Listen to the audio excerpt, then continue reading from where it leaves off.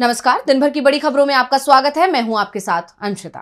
आज इस बुलेटिन में बात होगी बिहार में नीतीश की पलटी पर बढ़े सस्पेंस की, दिल्ली में बीजेपी नेता के बयान पर मचे बवाल की, देखेंगे हाईकोर्ट जज ने क्यों कहा पीएम मोदी को झूठा, पीके को क्यों कहा जा रहा है बीजेपी का एजेंट, जानेंगे महाराष्ट्र की सीएम की कैसे बढ़ रही है मुश्किल, और बुलेटिन के आखिर में बात करेंगे टेलीप्रॉम्प्टर बना पीएम मोदी की मुसीबत। लेकिन दिन भर की तमाम बड़ी खबरों से पहले एक नजर आज की सुर्खियों पर। पीएम मोदी के भाषण पर अरविंद केजरीवाल का पलटवार, बोले प्रधानमंत्री रोज दिल्ली के लोगों को गालियां दे रहे हैं, दिल्ली की जनता का अपमान कर रहे हैं पीएम। बीपीएससी प्रीलिम्स परीक्षा रद्द करने की मांग का मामला सुप्रीम कोर्ट पहुंचा, याचिका में लाठीचार्ज करने वाले एसपी डीएम पर भी कार्रवाई की मांग। झारखंड में महिलाओं को मिले 2500 रुपए, मैया सम्मान योजना के तहत भेजी गई राशि, कांग्रेस बोली जो वादा किया वो निभाया। महापंचायत के बाद बिगड़ी जगजीत डल्लेवाल की तबीयत, मिलने पहुंचे पंजाब सरकार के अधिकारी, 41 दिन से खनौरी बॉर्डर पर अनशन पर बैठे हैं किसान नेता। ये तो थी सुर्खियां, अब बात आज की सबसे बड़ी खबर की। बिहार की सियासत में इस समय बवाल मचा हुआ है। अमित शाह के बयान से शुरू हुए इस बवाल के बीच लालू और नीतीश के बयान भी सामने आए हैं। नीतीश ने 2 बार गलत तरह जाने की बात कही है, लेकिन उनके बयान के बाद भी बिहार की सियासत में बवाल थमा नहीं है। देखिए रिपोर्ट। बिहार की सियासत में नीतीश कुमार के बयान के बावजूद उनके पलटी मारने की चर्चा चल रही है। कांग्रेस प्रवक्ता राजेश कुमार ने तो यहां तक कह दिया कि अगर नीतीश ना कहे तो इसे ना नहीं मानना चाहिए। जब महागठबंधन में थे तब कहते थे कि मिट्टी में मिल जाएंगे, लेकिन बीजेपी के साथ नहीं जाएंगे, लेकिन आज वो बीजेपी के साथ है। इसलिए अगर वो कह रहे हैं कि महागठबंधन में नहीं जाएंगे तो समझना चाहिए कि कुछ भी हो सकता है। इस बीच बीजेपी की तरफ से दावा हो रहा था कि 5 जनवरी को अमित शाह से नीतीश मुलाकात करेंगे, लेकिन ये मुलाकात नहीं हुई है। अमित शाह के पटना पहुंचने से पहले ही नीतीश कुमार बिहार के पूर्व डिप्टी सीएम सुशील मोदी के घर पहुंचे। उनकी जयंती थी। अमित शाह ने सुशील मोदी को श्रद्धांजलि दी और निकल गए, जिसके बाद कई सवाल उठने लगे हैं। नीतीश के बयान के बाद भी जेडीयू की तरफ से आरजेडी पर तीखे हमले रोक दिए गए हैं। इसके बाद कहा जा रहा है कि नीतीश कुमार 14 जनवरी तक इंतजार कर रहे हैं और वो इसके बाद कोई बड़ा फैसला ले सकते हैं। नीतीश के बयान पर तेजस्वी यादव ने भले ही तीखी प्रतिक्रिया दी हो, लेकिन आरजेडी और कांग्रेस के नेताओं ने अभी भी चुप्पी साध रखी है।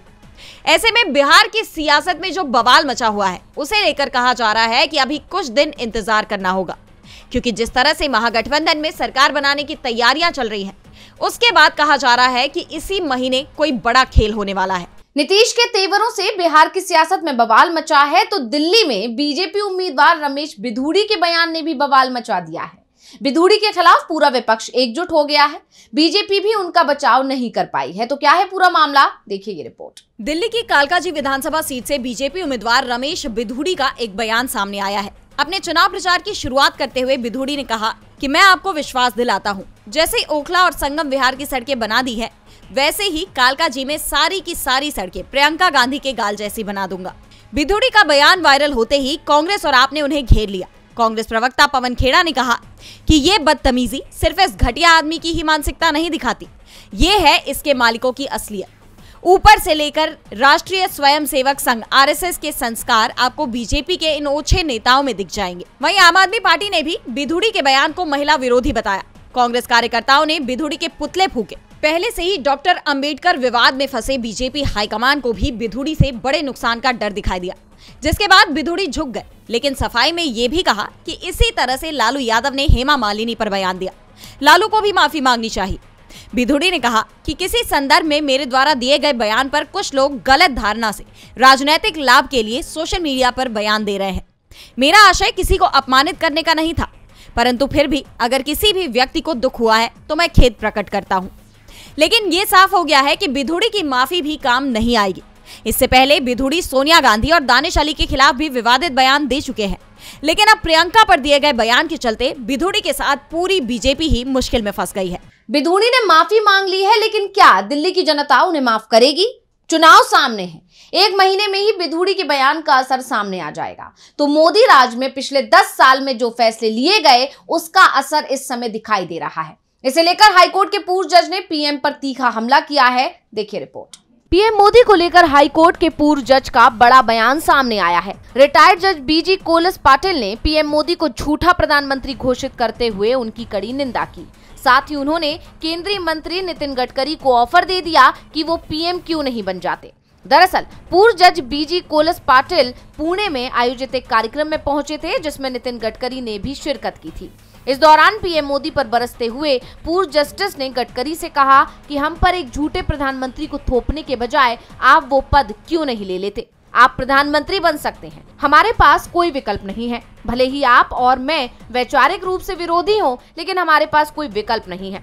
उनके इस बयान ने सियासी गलियारों में हड़कंप मचा दिया है और इसके बाद नितिन गडकरी का जो बयान आया उससे बीजेपी की मुश्किलें और बढ़ती दिख रही हैं। हालांकि गडकरी ने जस्टिस पाटिल के ऑफर का तो कोई जवाब नहीं दिया, लेकिन उन्होंने विचारधारा को लेकर बड़ी बात कह दी। नितिन गडकरी ने कहा कि राजनीति को लेकर उनकी राय अच्छी नहीं है, यहाँ यूज एंड थ्रो चलता है। उन्होंने कहा कि कई लोग सत्ता में आने वाली पार्टी की तरफ दौड़ पड़ते हैं, ऐसे में विचार और वफादारी आखिर कहाँ जाती है। हमारे देश में विचारधारा कोई समस्या नहीं है, विचारों का खालीपन समस्या है। गडकरी का इशारा उन नेताओं की तरफ है जो सत्ता के लिए दल बदलते हैं। वैसे देखा जाए तो इस समय सबसे ज्यादा दल बदलू बीजेपी में ही दिखाई दे रहे हैं। साथ ही गडकरी का ये बयान अजीत पवार पर भी माना जा रहा है, जिन्होंने कहा था कि सत्ता के लिए वो एनडीए में आए, जिससे अपने विधायकों के क्षेत्र में विकास के लिए फंड मिल सके। यानी अजीत पवार हो या बीजेपी में शामिल दूसरे नेता, उनकी विचारधारा के साथ बीजेपी ने अपनी ही पार्टी पर सवाल खड़े कर दिए हैं। ऐसे में कहा यह जा रहा है कि गडकरी ने बीजेपी की चिंता बढ़ा दी है। गडकरी ने एक तरह से बीजेपी और उसके सहयोगियों पर ही सवाल उठा दिए हैं। तो सवाल इस समय बिहार की बीपीएससी परीक्षा रद्द करने को लेकर अनशन कर रहे पीके पर भी उठ रहे हैं। तेजस्वी यादव ने इसे लेकर बेहद तीखा हमला किया है। संकेतों में पीके को बीजेपी का एजेंट तक कह दिया है। तो क्या कहा पीके ने, देखिए रिपोर्ट। बिहार में बीपीएससी प्री परीक्षा को लेकर विवाद थमता नहीं दिखाई दे रहा। छात्रों के आंदोलन के समर्थन में कई राजनीतिक दलों के नेता दिखाई दिए। जन सुराज पार्टी के प्रमुख प्रशांत किशोर ने उनके हक की आवाज उठाते हुए अपना ही एक आंदोलन छेड़ दिया। प्रशांत किशोर अनशन पर बैठे हैं, लेकिन इस दौरान उनके वैनिटी वैन को लेकर नया विवाद खड़ा हो गया। प्रशांत किशोर का इस महंगी वैनिटी वैन से निकलते हुए वीडियो भी सामने आया, जिसके बाद सवाल ये उठ रहे हैं कि क्या सचमुच वो छात्रों के संघर्ष का हिस्सा बनने वहां गए थे। आरजेडी पहले ही आरोप लगा रही है कि छात्रों के आंदोलन से पीके अपनी राजनीति चमका रही है। इस पर पार्टी नेता और विधानसभा में नेता विपक्ष तेजस्वी यादव का भी बयान आया है।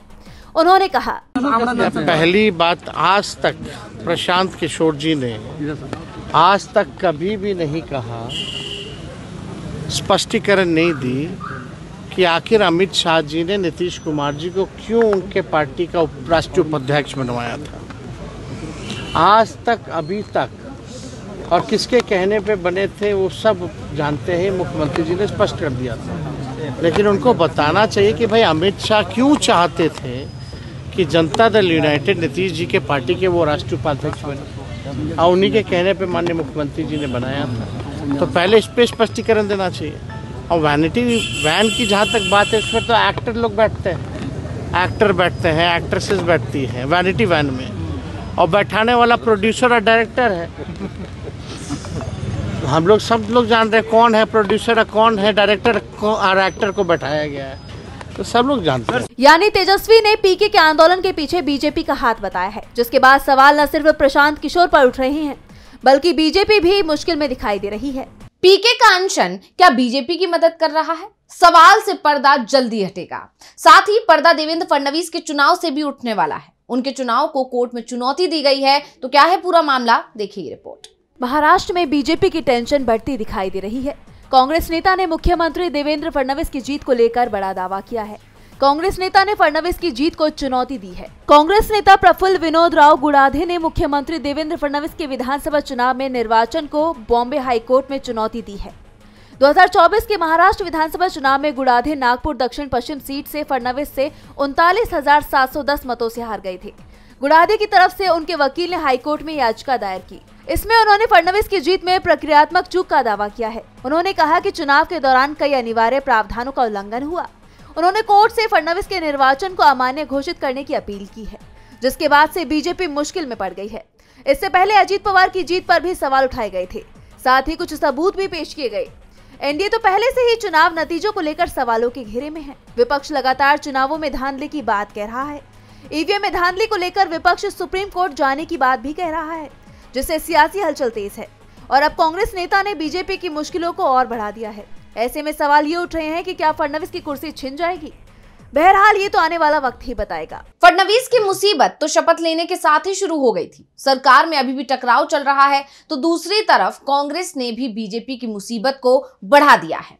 पार्टी ने साफ कर दिया है कि केंद्रीय गृह मंत्री अमित शाह ने डॉक्टर अंबेडकर पर जो बयान दिया उसके खिलाफ लड़ाई जारी रहेगी और पार्टी ने अब जय बापू जय भीम जय संविधान अभियान की शुरुआत कर दी है। केंद्रीय गृह मंत्री अमित शाह के खिलाफ कांग्रेस का आंदोलन तेज होता जा रहा है। डॉक्टर भीमराव अंबेडकर के खिलाफ आपत्तिजनक टिप्पणी करने के बाद अमित शाह बुरी तरह से घिरते दिखाई दे रहे हैं। उनके खिलाफ कांग्रेस ने एक नया अभियान जय बापू जय भीम जय संविधान शुरू किया है। अभियान के तहत तमाम राज्यों और जिलों में रैलियां और प्रदर्शन जैसे तमाम आयोजन किए जा रहे हैं। अभियान का मुख्य केंद्र चौपाल नामक सामुदायिक सभाएं होंगी, जिनके जरिए कांग्रेस जनता को भाजपा और आरएसएस की कथित नीतियों के खतरों से अवगत कराएगी। और इस अभियान का समापन 26 जनवरी को अंबेडकर की जन्मस्थली महू में होगा। ये आयोजन भारतीय गणतंत्र के 75 साल पूरे होने के मौके पर होगा। इस अभियान का लक्ष्य भारतीय गांवों और कस्बों में अंबेडकर की विचारधारा, सामाजिक न्याय और एकता के संदेश को व्यापक स्तर पर पहुंचाना है।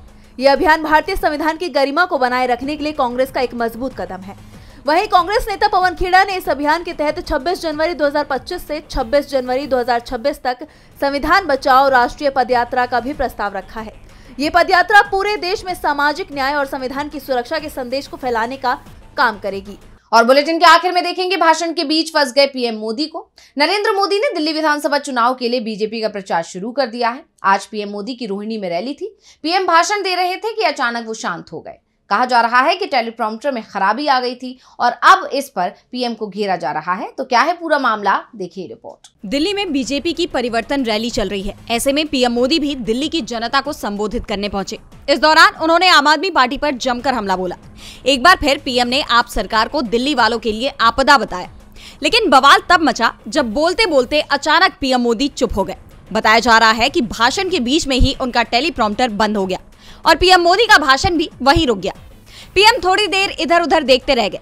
इसका एक वीडियो भी सामने आया है। आइए आपको दिखाते हैं कि कैसे टेलीप्रॉम्प्टर बंद होते ही पीएम बिना कुछ कहे चुप हो गए। और लोकार्पण करके यहाँ आया हूँ।